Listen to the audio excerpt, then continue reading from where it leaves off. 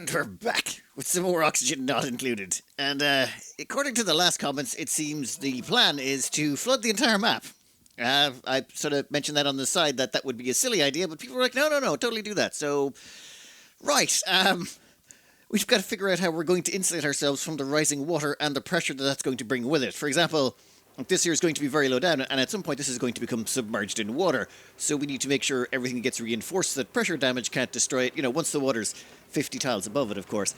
And then we're still going to need to be able to gain access to this to maintain it and to get the resources out. Well, okay, we need to maintain access or make sure we never need to access it again. No more wasting water, it seems. I'm going to have to figure out some way of processing all the water we get, which means, well, I was just going to let this polluted water vent overpressurize. We're going to have to take care of that, make sure that water's being processed, and this cool slush geyser, we're going to have to tap into that as well. Now, we do have a third opening on our geothermal heat pump, so we can plug it into that, I think. That'll mess with the system a little bit, and it's going to mess with the temperatures it's coming out at. But as long as we're getting 20 kilos of water per second dumped into our water tank, we won't care? And that's going to put a little bit of a postponement on some of our other plans because, well, we want as much water as possible. That means this takes precedence because our water tank's filling up. Either we expand the water tank now, then take care of our things, or we just start coring out all necessary areas. I've even put in some extra liquid vents here just to make sure that the water can't overflow into space just yet. Just right now, we're just getting to that point where this is going to start getting blocked and then the water would get sent into space. So instead, we're going to let it go up a little bit higher because we're going to dig a little bit lower. I think what we can do is break in down here and core out this whole area.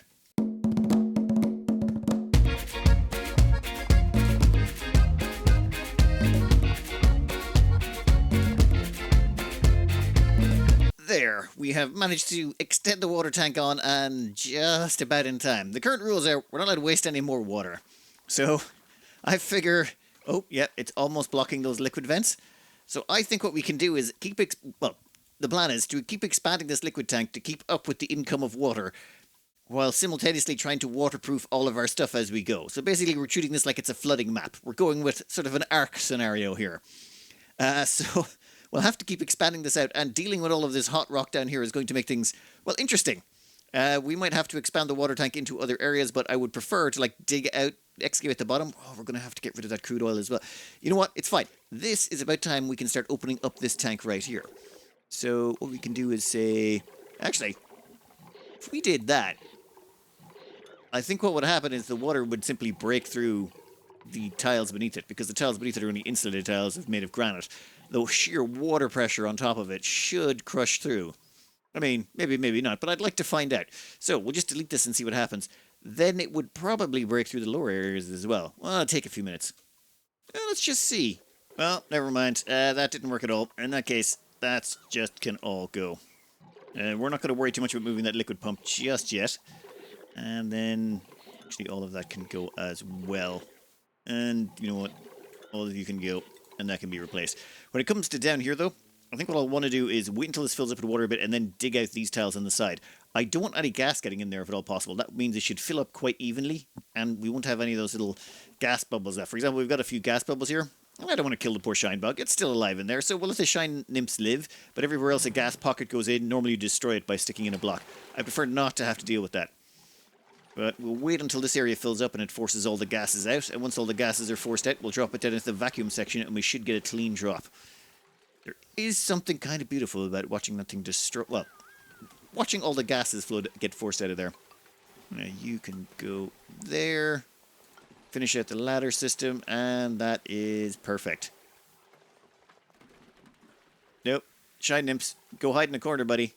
There's a corner right there. You gonna go for it, or are you gonna die? Ooh, so close. I should probably slow the game down so they have a bit more time to calculate their paths. That one might die, that one might live. And never mind, they're both dead. Well, we tried. Well, we almost tried. Alright, we'll just destroy those pockets of gas once they're dealt with. Actually, but someone will be able to get to that. Right, that is all of the gases taken care of. Now we'll drill out this block. Actually, take out that one as well. Take out a few. Why not? Since it's a vacuum in here, and there's no way for the gases to get around, it should fill up quite handily. and there's no, all the hot rocks have been removed. We swept this place out entirely. This one here, we kind of pushed the blocks to the side by doing a little building. What you normally do is you build it, like just say you have a whole bunch of debris on the ground. What you do is you build a tile above them. Say this ladder here is a massive debris. You build a tile above it. Once that tile is built, you built that one. That will force the debris to the side. Then you built a couple of tiles above it. Then you force it to the side, force it to the side, and then you keep repeating until you've pushed it all the way over. And that's why we have a giant pile of resources right there. That's everything we excavated out of here, out of the oil biome. That's all now been pushed to the side. We'll have to sweep that later, but for now, I just needed time to expand the liquid reservoir. And perfect, no gases got in. We'll let that drain down a bit first, and then once it's filled out the bottom... Oh, you know what, let's speed this along. I should be less impatient, but you know what? Just if we take out this tile here, that'll allow the gases that are in those airflow tiles to get in. There's a lot of carbon dioxide in there. Actually, can that carbon dioxide get out, is the question. Yeah, it should. There's space there. I suppose there's a whole bunch of compressed carbon dioxide in there from the oil biome. All right, we'll fill this up. And once that tile there is filled, that's everything. Actually, we'll also need to worry about that. Ah, that's a vacuum. It's fine. Perfect. In fact, give me a little bit more. Why not? Okay, just about... Yeah, I think we're done. In that case, we'll stick in an airflow tile there. The airflow tiles just mean we can't get any pressure damage. Another option is to make the tank 3 tiles wide. But I figure since we're going to be flooding, well, everything up until space... Oh, that's going to get real awkward. Also, we're going to have to insulate it. This is going to be real messy. When people suggested we do this, I'm like, oh yeah, sure, probably shouldn't be that bad. No, this is going to be a nightmare if I recall, because you've got to make sure everything gets protected. For example, this over here, this here can't get flooded, I've been advised. So we got to make sure that gets walled in and no liquid pressure damages it. At the same time, we've also got to make sure we tap into all water sources, which we've got to do in a reasonable time frame. Over here, we've got a cool slush geyser. We've got a polluted water vent over here. Then we've got a cool steam vent over here. Average output is only 0.5 kilo, but that's fine. We'll still have to tap into that. And I think there's... No, that's hydrogen. Where is it? Where is it? There's another steam vent over here. So we have to tap into 2 steam vents, a cool slush geyser, and a polluted water vent. And we got to make sure all that water goes into this tank. Combined with the other water sources, the other 3 saltwater geysers we've got going on, and the water we've got coming out of our toilets, and the water we've got coming out of our little sour gas boiler. So yeah, there's a lot of water going around, like an awful lot, and it's going to fill this tank up before we even know it. Like this thing over here, like this is all the space we've made. This will compress down a bit more. It's going to take its time. It's got the pressure has to apply itself. You can see there the water pressure is dropping on top, and it's going to keep compressing down. It just takes it a little while to catch up. So one mistake I made that was kind of sloppy was this stuff here. It's basically 1100 degrees. It's too hot to be bringing outside of this area. The moment we bring that into the rest of the base, it's going to start causing huge problems, flashing stuff to sour gas or boiling whole areas. So I thought, we'll dump it in here. It's a nice steam room that'll take care of the problem. Now, I knew it would cause issues with our setup, but I didn't realize just how annoying it would get. Namely, this heats up the steam in here an awful lot, which means the steam has to be recycled more, which means it's not going to be outputting water. Which means this thing here is going to end up without getting any fresh injections. Basically, this place is going to empty out of all the steam. This place will still be full of steam, and when the geothermal vent empties, it will not be able to fit with... Well, it'll put gas in there, but this stuff won't be able to vent, and then eventually it'll back up, and this won't be getting any. So we ran out of steam in here for a while. So I've now had to put in some automation to make sure if it goes below 20 kilos of steam in here, it just starts recycling the water back in, so we don't end up, overheating the area. We can actually enable auto repair on that again. At the same time, we've increased the temperature in here so that it can go up to 280 degrees. That way we're getting rid of more water. We're burning off a lot more energy. We're like, we don't want the energy, we just want to get rid of the heat. The problem is, well, I used the frickin' conduction panels on these things. Those little conduction panels, they're weak sauce. I should have stuck with the layer of oil. Reason being, we have cooled this down to, 29 degrees so far. And as it passes through the steam turbine, yeah, it's not getting it below the required temperature. Like, look at this. It passes through at 14 degrees, comes out the other side at 17 degrees, and it doesn't cool down the steam turbine barely at all.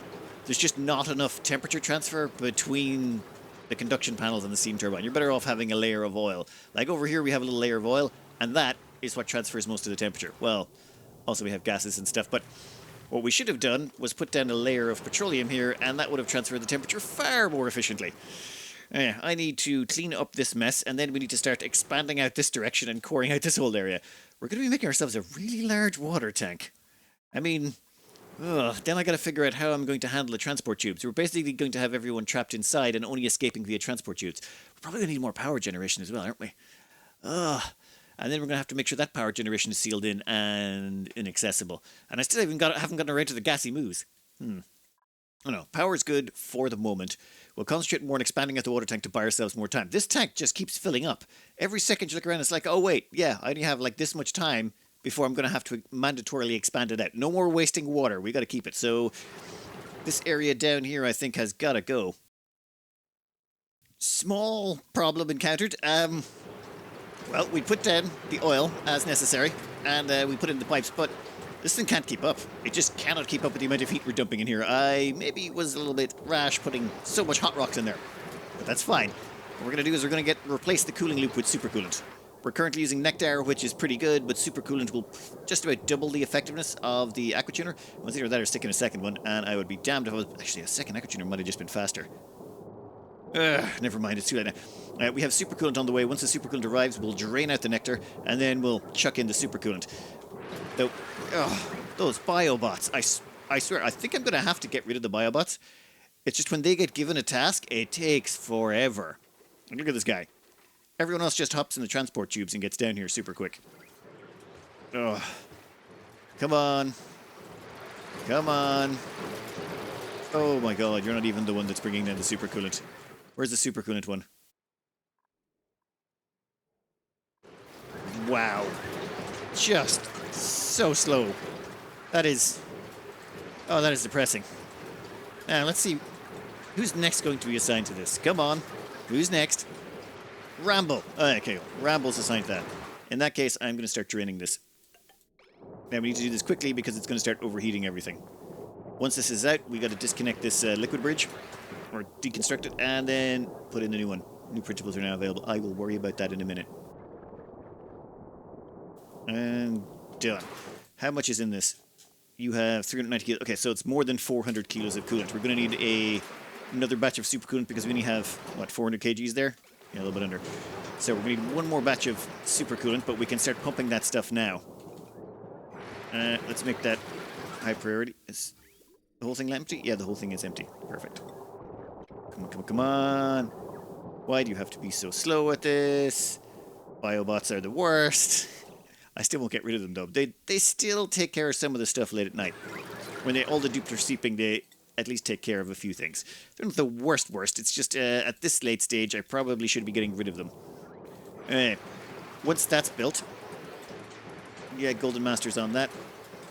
That should put some supercoolant on there, and the supercoolant will hopefully start driving down the temperature. Right now, the temperature there is 228 degrees, 328. That's not great. Supercoolant is a pumping. Once we filled up this loop, that should solve the problem with those steam turbines going offline, and that should hopefully drive down the temperature there. And now, yeah, we got to finish out this bottom level.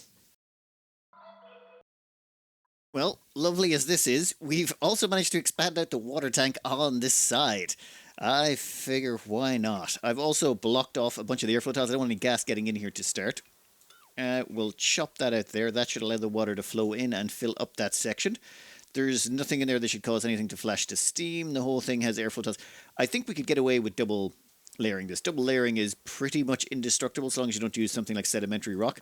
But just the airflow tiles are a tradition at this point. Back when the things could actually break when you made them deep enough, 2 wall tiles in a row. But they can't break 3. We could just triple line this. It's just... it looks uglier. Alright. Give me 2 seconds while the dupes get around to this. The problem is we have a lot of build commands going on. Well, build, construct, dig. Yeah, all those things are going on everywhere. Dupes will get around to it. It's just a case of... That reminds me, I should really replace all of these ladders with plastic. Considering how often they have to go up and down, why not? Perfect. Yeah, that'll take them a minute to build, but I've left it on priority 5. There's no rush on that one. They'll get around to it when they get around to it. And I'm sure the biobots will take their sweet time about doing it. Come on. Still the perfect vacuum. We'll let that do its thing. It'll take a while to fill that up, but that should drop our liquid tank quite substantially. I wonder if that shinebug might be able to escape. Buddy, your freedom could be on the way. I'm not actually sure, but let's find out.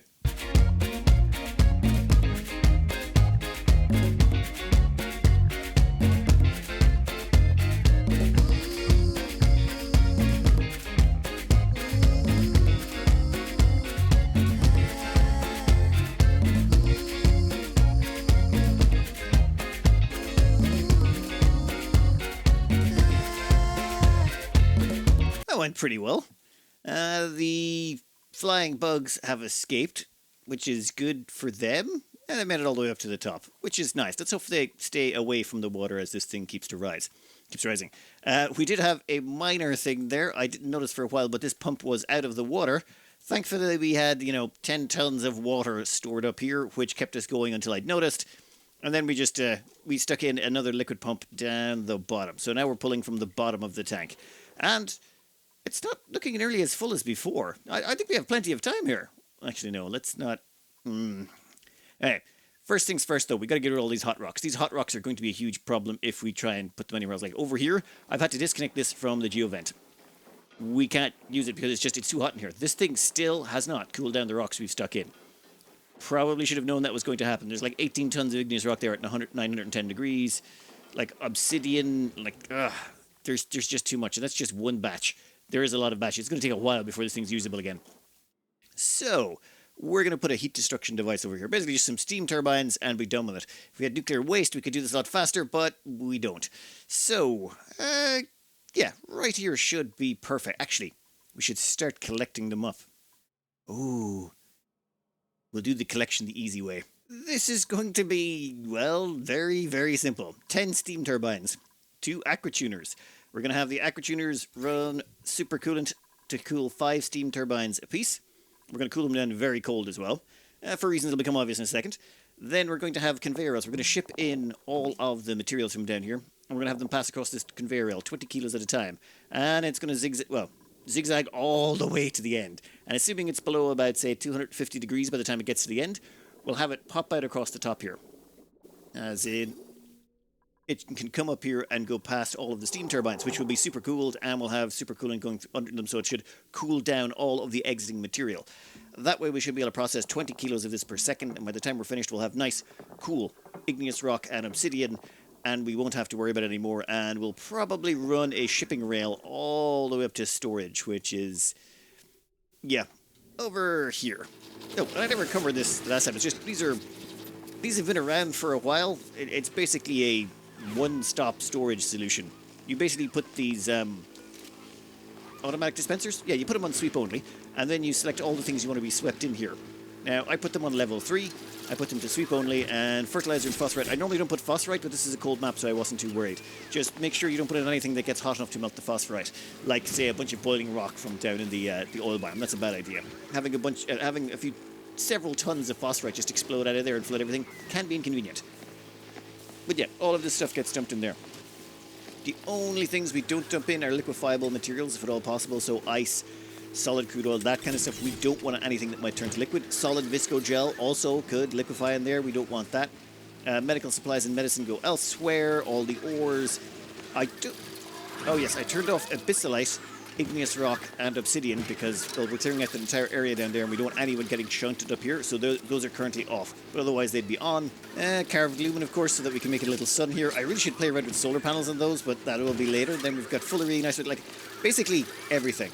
Just about everything. Oh, mercury, no. Mercury, because that liquefies at zero temperature, that's got its own separate section. Basically that giant pool in the top left. All the seeds, and that's it. Beside it, I put in all the clothes. So snazzier suits and regular suits, they all go there.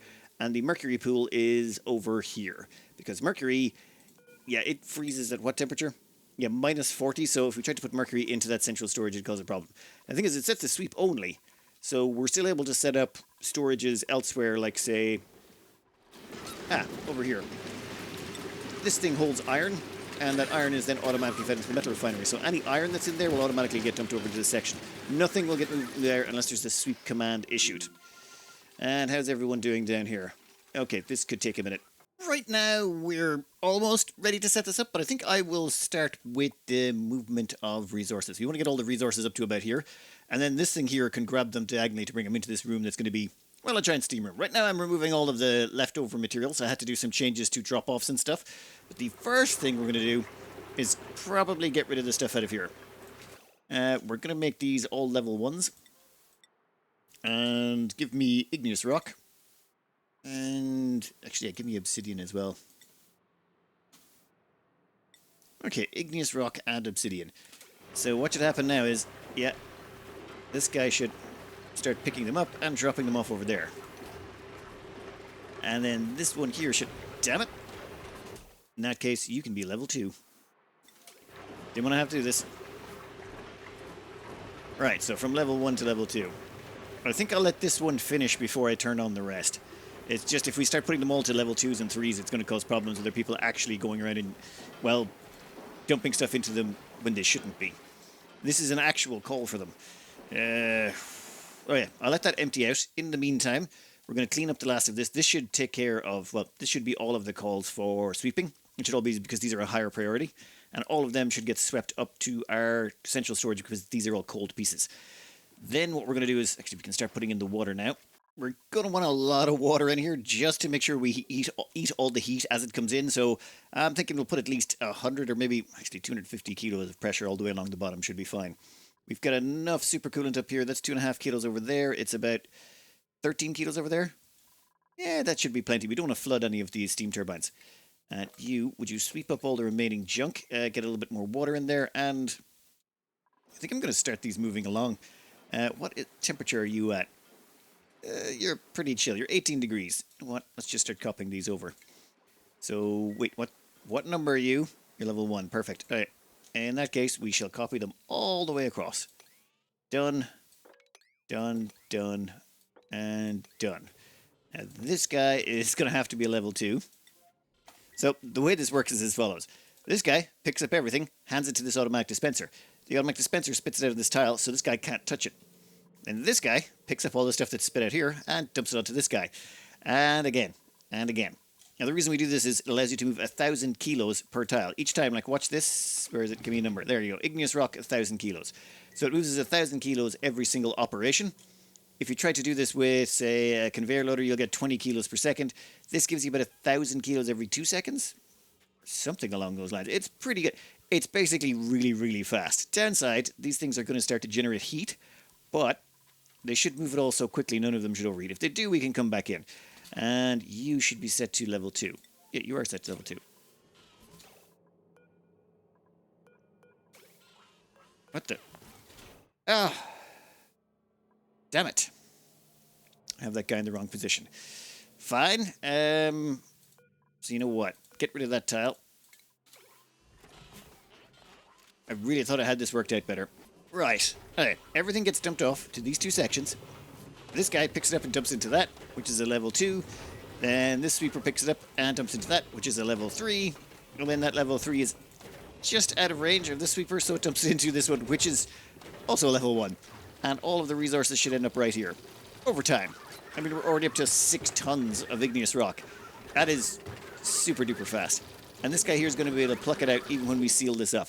And then it should turn this place into a giant steam room. Alright, let's give this a few minutes to clean itself out. Are you guys finished yet? Oh wow, there was an awful lot in there. There still is. Oh. Yeah, there's still a few 100 tons in there.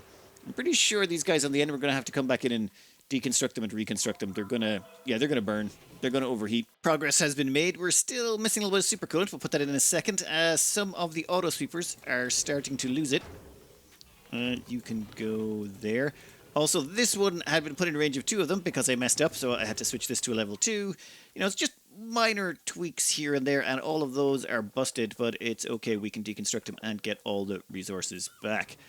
Oh, wow. You know what? Let's just take out all of them and do a complete refresh the whole way along. Might be a smarter idea. Oh. Well, yeah, I suppose. You know what? We'll refresh the lot, and then I am going to get rid of the abyssalite from this side, too. At the same time, I think I walled in this end, but I think I'm going to get rid of it. I was going to start stopping them from coming in here. I didn't want them coming down and trying to drop off obsidian and igneous rock at this place. It's just this is set to a level 3 drop-off. They're going to keep coming down whatever I do. So I was thinking about putting doors in to stop them. Yeah, we'll maybe do that in a minute.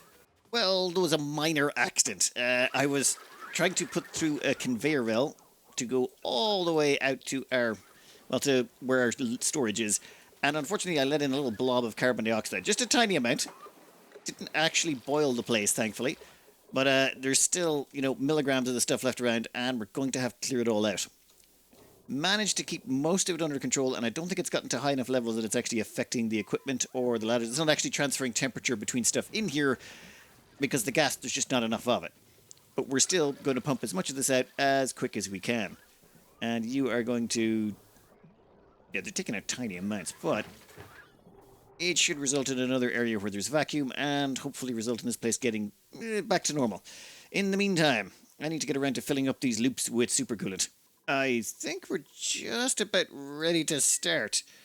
Let's go. Now, I haven't plugged in the Aquatuners, namely because they're not in any medium, and if we turn them on, they would just melt, basically, or overheat. But what we can do is give me some igneous. Yeah, the game's a bit sluggish. Typing out stuff is not working so good. What temperature are you? You're 477. Oh, you must have already went through the other, our other steam room first. Nope, never mind. Some of it's pretty hot. Alright, so this should go through here and start heating up some of this water. Huh. It's not really using much temperature. It should get better as we get more steam in. But for now, yeah, everything's sealed up. Everything's good to go. Cooling loops are ready. But we can't turn on the Aquatuners until after this stuff has passed through. Well, until after we get some steam in here. Without steam, no Aquatuner turning on. We might actually be in trouble. Thing is, I don't think the igneous rock coming in is hot enough. I was expecting this to be like 1100 degrees.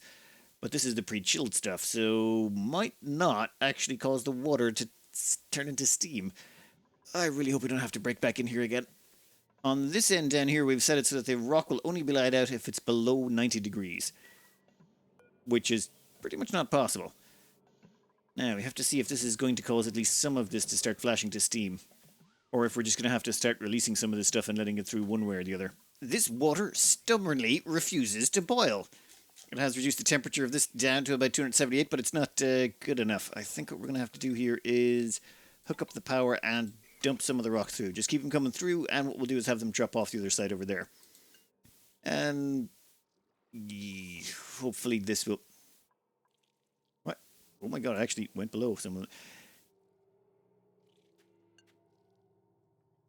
I think some of the ones that were stuck in the water have actually cooled down sufficiently. Never mind. We'll put you back up to, say, 180 for now.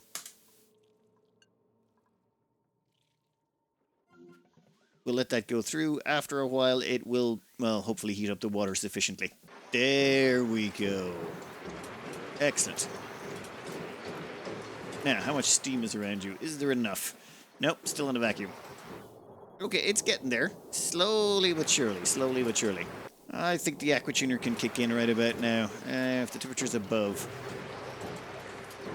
It might make the Aquatuner a bit toasty, but that temperature will just help make this place more of a steam room. And that guy down the end, yeah, we'll give him another minute. I think the system's just about booted. Soon we can start pushing them over to the right. Let's see, contents are pretty good. You going in there, 136 degrees. Yeah, 135, 133. Okay, so we're getting at about 130 degrees. It'll probably keep going up, though. What is temperatures of stuff coming in at? Yeah, 545. That's also going to go up. But we should be draining out most of the heat. So what I'm thinking is... We'll connect this up to that direction. We'll sever that. And then we can move all of that stuff back over. It's like, what, 124 degrees? Okay, it'll mess a little bit with what we've been setting up, but it should come out as cold as necessary. That means this stuff here, how you looking? Nope, you've dropped to 30 degrees. That's perfect. So the theory here is this. It's going to start over here very hot. By the time it gets to the end, it'll be a lot cooler. But still, 150 degrees-ish. Then it's going to pop out here, and then it's going to pass through this supercoolant. There's a layer of supercoolant there keeping the steam turbines cool. But that supercoolant will also cool down the rocks as they pass by. So this area of this steam room is going to be the coolest because the rocks will have travelled the furthest in and gotten the most cooling. But the Aquatuner will help counteract that a bit because it's going to warm the place up. And then the rocks will get most of their cooling here, putting the most strain on this Aquatuner, which is on this side. And this one here will do the final cooling, and this Aquatuner is not getting as much strain because it's further away from the hottest part of the rocks. And the rocks are coming out 20 degrees. That'll probably go up. 30 or 40 degrees I'll probably be happy with. Yeah, 20.1, 20.2. We're going to need for that to go on for a while. You, over there. 180? I think I'm okay with that. Actually, those steam turbines are not all running. Why are you idling? Wow. Alright, so let's make that 190. We want to keep those rocks moving and hopefully give those steam turbines something to do.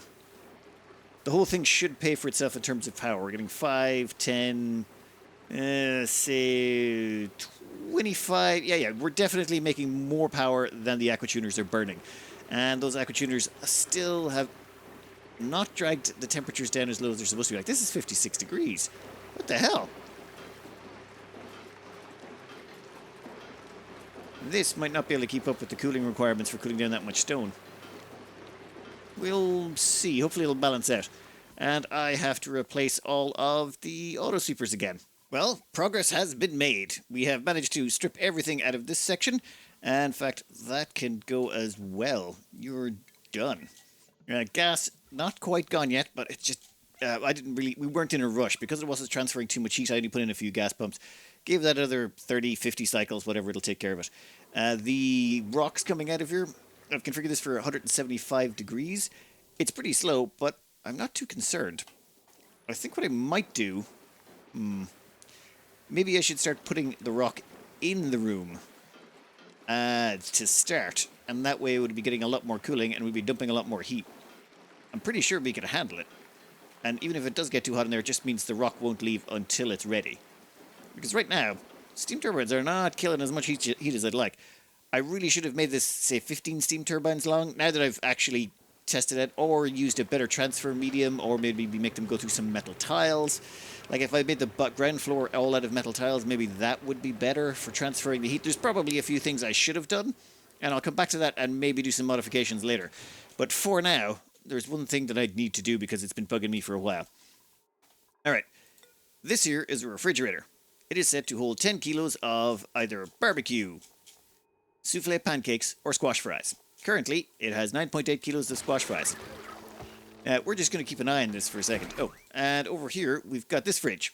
This fridge has, well, it basically is set to hold all food, but it's set to level 5. This one is set to level 7. So the level 5 fridge, well, yeah, it's the lower priority, so all the stuff goes into the level 7 fridge. However, if we keep an eye out for a minute or so... There. The little bugger did it. This guy. He grabbed all 10 kilos of the squash fries, and now he's going to put them in this fridge. Why? Like, he shouldn't do that. There's no reason. This is not the higher priority fridge, and there they are, the 10.8 kilos. This is meant to be a low priority fridge, and I've been playing around with this before, even before I did the giant sweep, because these guys were wasting time doing this, and I couldn't figure out why, until I eventually realized that it's just the Biobots. Only the Biobots will take the stuff out of the one high-level refrigerator and put it into a low-level refrigerator for no fricking reason. This makes no sense. The reason we have that freezer there in the whole first place is so that, just say someone drops some fries out here, those fries will get carried back and stuck into this refrigerator. Or if that refrigerator is already full, at which point this auto sweeper can pick them up and dump them into the conveyor loader. Conveyor loader is set to level 6. So it basically takes any stuff that ends up in this refrigerator, gets grabbed by the auto sweeper, and that auto sweeper either dumps them into the necessary food locations, meaning everything ends up back in deep freeze.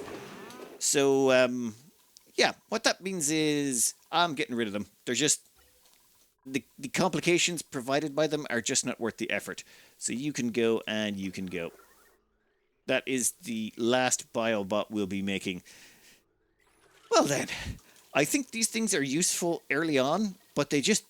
the fact that you can't keep them out of certain areas is really annoying. You can't use door permissions on them. You have to actually lock doors. That complicates things. So early on, they make some extra help especially in nasty areas like volcanoes or magma and stuff like that. They're made out of steel, so they can withstand all that stuff. Well, once you've got some high-level dupes and put your dupes through gyms, yeah, they become a problem because they can't use the transport tubes and they can't seem to use fire poles. So it takes them forever to get anywhere. Meaning you will do a construction project and you will say, hey, build me some ladder tiles, and then a Biobot will get assigned to drop off the materials, meaning it's, 10 minutes later before the materials show up and you finished all the rest of the thing. Or they soak up so much time. Anyway, that, I think, is going to be it for today. All we got done was basically this and a lot of excavation and an enhanced water tank. And, first thing we got to do is basically open up the cool slush geyser. We've got to open up that cool slush geyser, put an overflow on this. The moment the water pressure gets up to, say, here, we need to start pumping the water out. That water needs to start getting dumped in here. We need to start filtering all that stuff. This has been brought back up to spec, as in all the material that's in here is gone, and this thing is working just fine. And how did you get overheated? Oh, wait, that must have been back when we...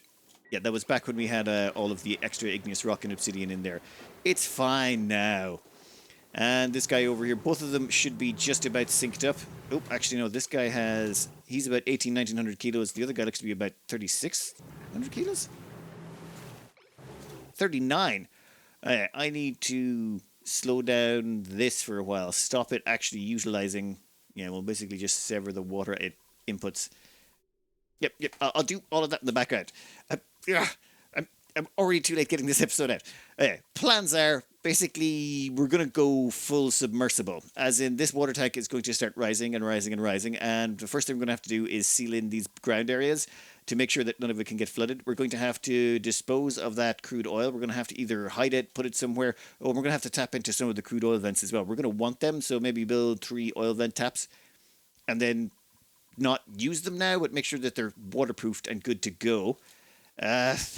Then we'll have to waterproof in the geothermal generator. These current liquid locks are not going to cut it. We're going to have to make better ones. And we're going to have to make sure everyone can get everywhere using pretty much transit tubes only for getting through a bunch of the waterlocked areas. Yeah, easy peasy. But once we get past here, all we have to worry about is... Oh, actually, the gold volcano. Yeah, it's basically going to be a race to try and seal off the bottom of the map before we water it up too much. It'll be fine. Should be pretty handy. Interesting, hopefully. Anyway, I'm going to cut this out here. I hope you enjoyed it. Good luck.